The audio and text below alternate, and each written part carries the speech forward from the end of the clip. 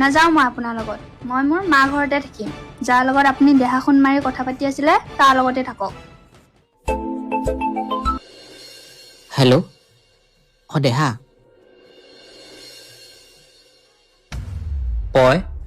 তুমি মোক ভুল বুজি আছা ঠিক আছে বাৰু, তুমি ঘৰলৈ যাব নালাগে, কিন্তু ব'লা মই তোমাক এতিয়া এফালে লৈ যাম। তাতে তুমি সকলো প্ৰশ্নৰ উত্তৰ পাবা। তুমি যে কৈছিলা মই বেলেগ টিউটাৰ লগত দেহা সোণ মাৰি কথা পাতো বুলি, সেয়া বেলেগ টিউটাৰ নহয়, এই মৰম লগা আইতাজনীহে।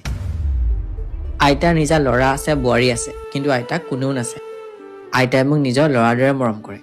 এইকেইদিন গাটো অকণমান বেয়া আছিলে, সেইকাৰণে মই সঘনাই ফোন কৰোঁ। আৰু আইতাক মই কেতিয়াবা দেহা বুলি মাতো, কেতিয়াবা সোণ বুলি মাতো। মোক ক্ষমা কৰি দিব, মোৰ ভুল হৈ গ'ল।